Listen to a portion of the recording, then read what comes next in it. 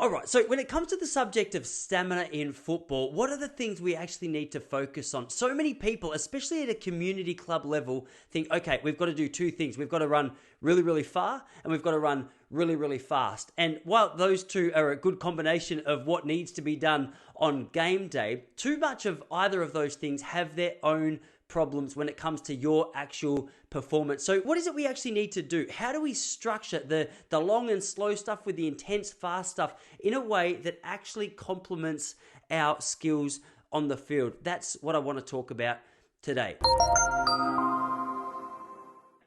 Essentially, there's three areas of the running performance that we need to focus on specifically if you want to be able to run out your match more effectively.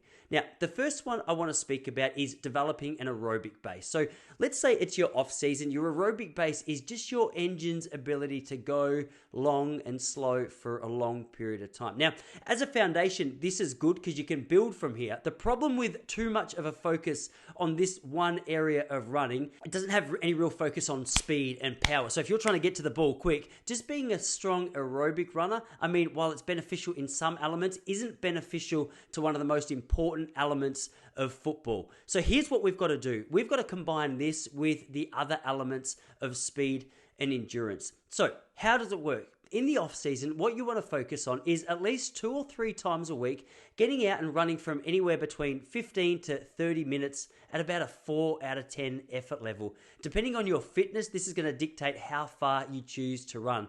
A really good rule of thumb, a really good guide for you to follow is run at a conversational pace. That might be super, super slow. If that is, no worries. Start there.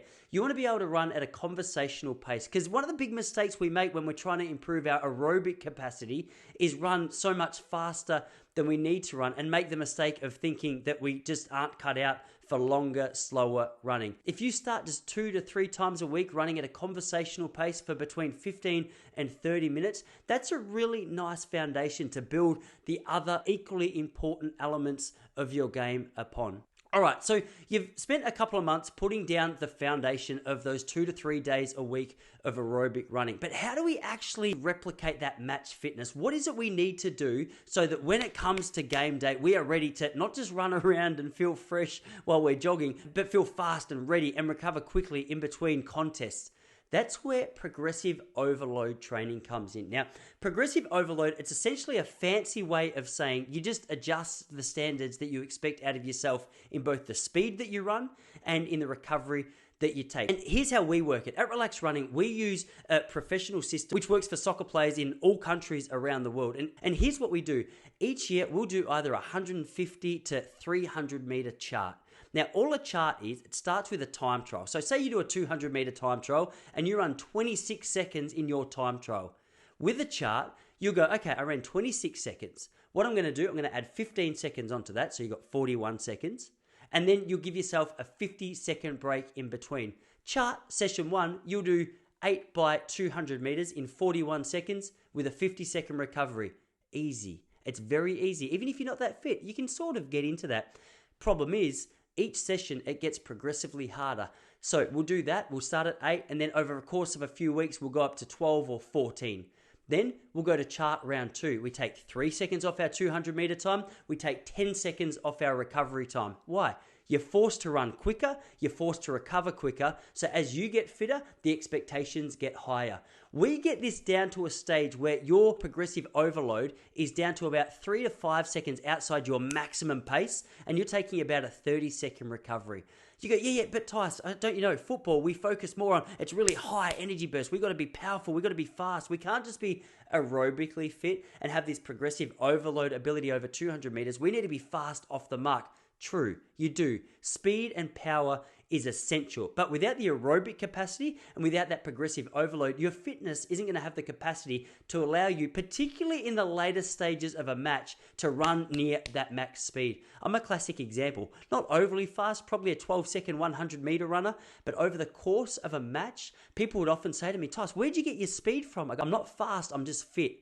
This is where you get an incredible advantage over your opposition, especially if you're not that fast. A lot of people fatigue, especially those with fast twitch muscle fibers. You have to be able to outperform them, outrun them where you can, which to your advantage will be in the latter stages of a match. That's where the aerobic and the progressive overload training come in.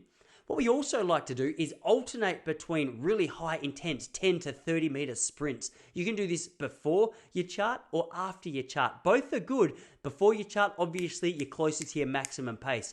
The beauty with implementing this after the chart, however, is you're running on tired legs. You're feeling flat, you're feeling fatigued. Doesn't matter. In a match, you have to be able to go regardless of how fatigued you are. Now, obviously, we're going to be blending all this with your speed, agility, your skill work. It's only part of the package, but they're three elements that are often overlooked for footballers, soccer players all around the world. If you do need a little bit of help for your football fitness, Relax Running has professional training programs developed for athletes of all levels. It's a 16-week build up to round one, but more than that, we give you guidance throughout the season. Far too many players, when the season starts, forget about that match fitness. They forget about actually doing the small things in and around the game day to give them the opportunity to stay fit all through the season. If you do need that guidance, we've got a 20% discount code in the description to this video. So jump across to the link that I've included. If you want to improve your running, make sure when you sign up, you use that coupon code, save yourself 20%, and we'll get you ready to outrun your opposition and just quietly, probably all your teammates as well. Not only this preseason, but well and truly into your next season. All right, good luck with your training. Let's get you going.